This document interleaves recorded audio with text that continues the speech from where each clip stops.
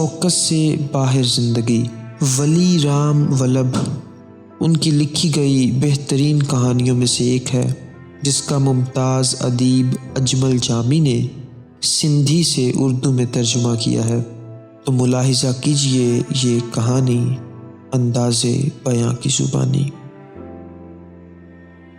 وہ اکثر اسی طرح دیکھتی رہتی ہے، آنکھوں میں پانی بھر آتا ہے اور پھر اندھیرا چھا جاتا ہے۔ بہت ہوا تو چیزی کے پلو سے آنکھیں پونچھ کر ٹھنڈا سانس بھرتی ہے، اس سے زیادہ وہ کچھ کر بھی تو نہیں سکتی۔ آنگن سے آگے برآمدے میں پلنگ پر لیٹا ہوا پپو اور اس کے قریب تپائی پر شیشیاں، گلاس اور پیالیاں، یہ سب اسے باورچی خانے سے نظر آ رہا ہے۔ جب دوسرے بچے کھا پی کر اسکول چلے جاتے ہیں اور وہ اکیلی بیٹھی ہوتی ہے تو زینو کے نہ ہونے کا احساس اور بھی گہرا ہو جاتا ہے۔ اس وقت ان گنت سوچیں گدھوں کی طرح اس کے دماغ کے ارد گرد چکر لگا لگا کر شور مچاتی رہتی ہیں اور اسے لگتا ہے کہ کہیں وہ پاگل نہ ہو جائے۔ کبھی پرسوں جب اسے پتہ چلا کہ پپو نے محلے کے ایک گھر سے پیسے چرائے ہیں تو دل کی عجیب کیفیت ہو گئی تھی۔ نہ اسے پپو پر غصہ آیا، نہ محلے والوں سے شکایت کرنے لگی، بس سر پکڑ کر بیٹھی رہ گئی تھی چپ چاپ۔ اور جب آج صبح اسے معلوم ہوا کہ انوکل کلاس سے بھاگ کر فلم دیکھنے چلا گیا تھا تو اس کی پھر وہی حالت ہو گئی تھی۔ تھوڑی دیر پہلے آنکھوں میں پپو کا چہرہ چھایا ہوا تھا کہ پھر محلے کے منو کا چہرہ ابھر آیا۔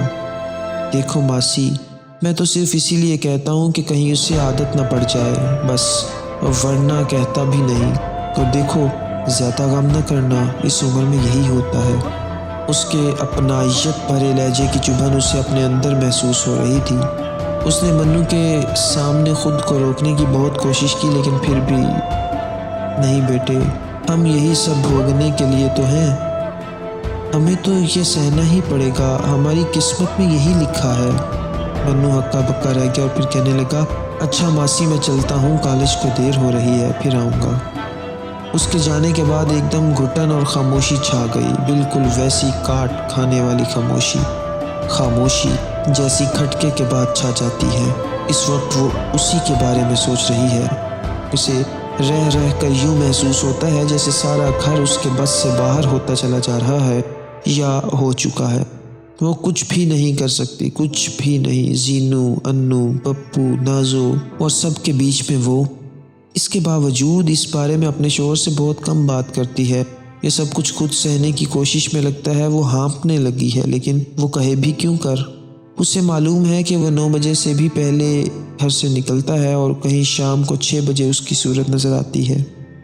تب مہینے میں کہیں 450 روپے ملتے ہیں اور اگر اوور ٹائم نہ کرے تو 20 دن بھی نہ نکلیں۔ اس کا ذہن ویسے ہی تھکن اور الجھن میں ہوتا ہے۔ اگر وہ یہ سب رونے بیٹھ جائے تو شاید وہ اس سے بھی پہلے پاگل ہو جائے۔ پھر اسے لڑائی جھگڑے کی بالکل سہار نہیں، کوئی ایسی ویسی بات ہو جائے تو ایک دم آپے سے باہر ہو جاتا ہے۔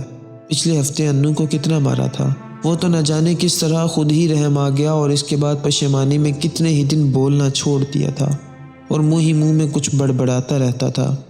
وہ ابھی کھانا کھا کر سوچوں میں گم تھی کہ پپو نے پانی مانگا۔ تب وہ چونکی، پھر اٹھ کر ہاتھ دھوئے اور پپو کے پاس آ کر اسے پانی پلایا اور ماتھے پر ہاتھ رکھ کر اسے آہستہ سہلانے لگی۔ پپو نے آنکھیں موند لی۔ آنگن میں آ کر اس نے کپڑوں کا ڈھیر دیکھا تو سستی چھانے لگی۔ آرام کرنے کی خواہش نے سر ابھارا، لیکن ابھی تو بہت کام پڑا ہے، برتن مانجنے ہیں، کپڑے دھونے ہیں، پپو کو موسمی کا رس پلانا ہے، تب کہیں سکھ کا سانس نصیب ہوگا۔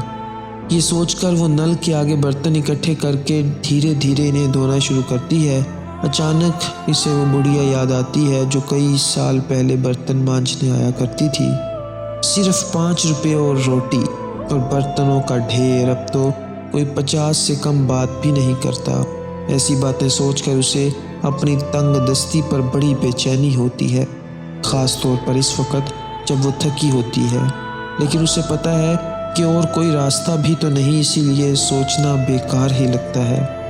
برتن مانجنے کے بعد وہ ایک گہرا سانس لیتی ہے، جیسے کہہ رہی ہو چلو کچھ تو بوجھ کم ہوا۔ پھر سستی چھانے لگتی ہے اور پھر دل کو سمجھاتی ہے بس کپڑے ہی تو رہ گئے ہیں، دھو لوں تو پھر آرام سے لیٹ جاؤں گی۔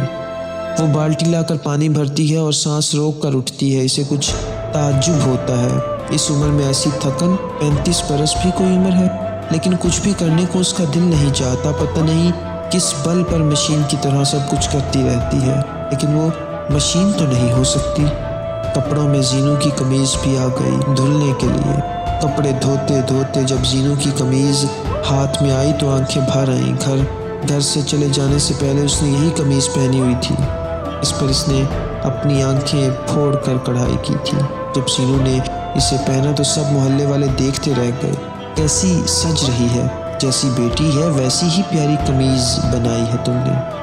بس نظر لگ گئی، گیلی قمیض دونوں ہاتھوں سے بھینچ کر چھاتی سے لگاتی ہے۔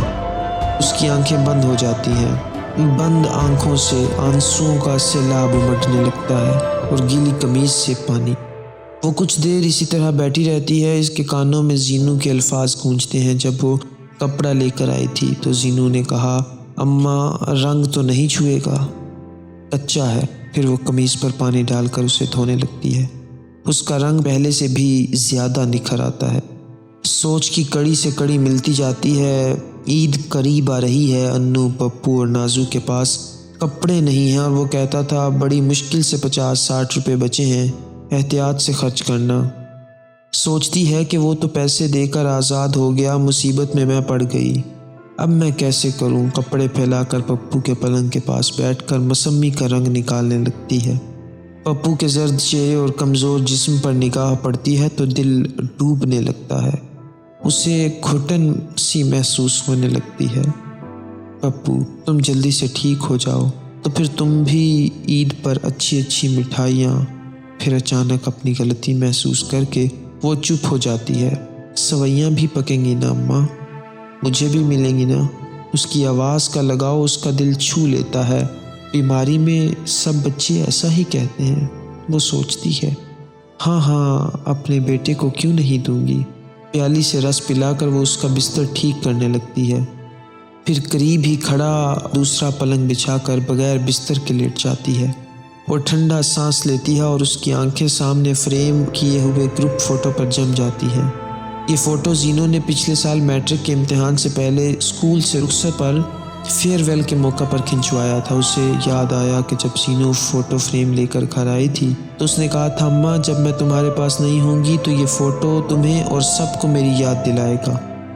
گروپ فوٹو میں زینو مسکرا رہی تھی اور اس کی اماں کی آنکھوں سے آنسو بہہ رہے تھے۔ زینو جب میٹرو میں پاس ہوئی تو محلے والوں سے لے کر رشتہ داروں تک سب کو حیرت ہوئی کہ وہ کس طرح پاس ہو گئی، اور وہ بھی فرسٹ ڈویژن میں۔ اس کا سر اونچا ہو گیا تھا، مگر اب کے تو اس نے ناک ہی کٹوا دی، کسی کے سامنے سر اٹھانے کے قابل نہیں چھوڑا۔ پھر وہ سوچتی ہے کہ اس میں اس کا کیا قصور؟ اسے وہ راتیں یاد آتی ہیں جب زینو کرسی پہ بیٹھی پڑھتے پڑھتے صبح کر دیتی ہے۔ رات کو جب اس کی آنکھ کھلتی تو اسے بتی کی روشنی میں کتابوں پر سر جھکائے پڑھنے میں محو دیکھتی تھی۔ وہ کہا کرتی، بیٹی زینو اب سو جا، رات بہت ہو گئی ہے، کہیں طبیعت؟ مگر وہ جواب دیتی، بس اماں تھوڑا سا رہ گیا ہے، ابھی سوتی ہوں۔ وہ کروٹ بدل کر سو جاتی۔ اب وہ کرسی خالی پڑی ہے، جیسے ابھی زینو آئے گی اور اس پر بیٹھ کر پڑھنے لگے گی۔ کتاب اس کے سامنے کھلی ہوگی۔ زینو کی تلاش میں اس کی نظریں اس کے پلنگ کی طرف جاتی ہیں، لیکن وہ بھی خالی پڑا ہے۔ اسے لگتا ہے کہ ابھی زینو اس پر آ کر سوئے گی۔ وہ آنکھ چپکتی ہے، اسے احساس ہوتا ہے کہ وہ جاگ رہی ہے۔ وہ سوچنے لگتی ہے کہ ان باتوں میں کیا رکھا ہے، جو ہونا تھا وہ تو ہو گیا، کسی پر کیا بس چلتا ہے، حالات آزاد ہیں، میرا تو کسی پر کوئی بس نہیں، میرا حالات پر بھی بس نہیں، اپنے آپ پر بھی نہیں رہا شاید۔ وہ سوچ کر اسے تسکین سی ہوتی ہے۔ گھڑی پر نگاہ پڑتی ہے تو اس کا سانس آہستہ آہستہ کھنچنے لگتا ہے۔ 2 بجے ہیں، کچھ دیر میں بچوں کے آنے کا وقت ہو جائے گا۔ وہ آنکھیں موند کر سونے کی کوشش کرتی ہے، لیکن نیند اس سے کوسوں دور ہے۔ سوچوں کے ہجوم اور یادوں سے چھٹکارا پانے کے لیے وہ ماضی اور مستقبل کے دروازوں پر زنجیر لگانے کی کوشش کرتی ہے، لیکن اسے لگتا ہے کہ یہ دروازے کھڑکھڑاتے رہیں گے۔ وہ تنہائی سے بچنے کی خاطر اپنے پرانے اخبار کے صفحے الٹنے لگتی ہے، لیکن نظر نہیں جمتی۔ اسے لگتا ہے جیسے زندگی اس سے ہاتھ چھڑا کر چلی گئی ہو اور وہ زندگی کے فوکس سے باہر رہ گئی ہو۔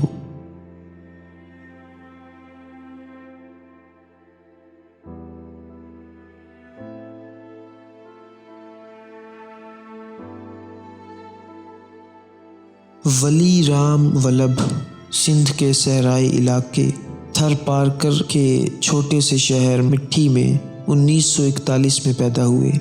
انہوں نے سندھ یونیورسٹی سے تعلیم حاصل کی۔